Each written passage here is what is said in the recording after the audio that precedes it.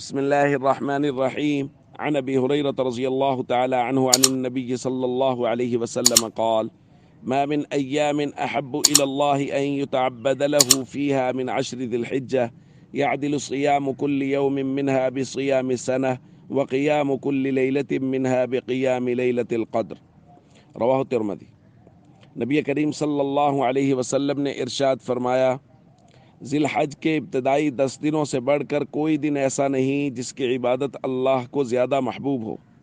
ان ایام میں سے ہر دن کا روزہ سال بھر کے روزوں کے برابر ثواب رکھتا ہے، اور ان کی ہر رات کا قیام لیلۃ القدر کے قیام کے برابر ثواب رکھتا ہے۔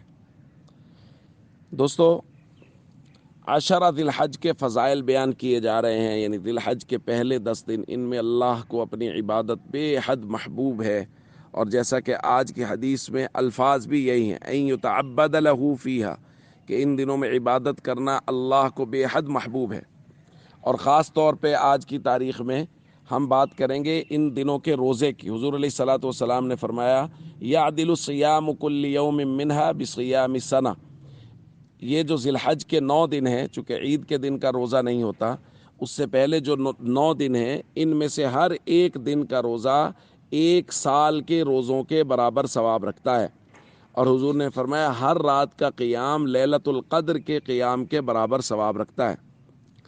تو دوستو، ہم سب کو اس بات کا اہتمام کرنا چاہیے، جن لوگوں کے ذمے کوئی تھکا دینے والا کام نہیں ہے، جیسے بعض لوگ مزدوری کرتے ہیں یا کچھ اور ایسے کام، تو وہ لوگ تو ظاہر ہے ان کے لیے مشکل ہے، لیکن وہ لوگ جن کو فرصت ہوتی ہے، یا جو دفتر میں بیٹھ کے صرف کام کرنا ہوتا ہے، بیٹھ کے انہوں نے کوئی نہ کوئی دفتری کام دیکھنا ہوتا ہے، ان کو چاہیے کہ وہ ضرور بھی ضرور روزے رکھ لیں، چونکہ روزہ رکھنے سے اللہ رب العزت کا قرب حاصل ہوتا ہے، جیسا کہ ہم نے کل بات کی تھی۔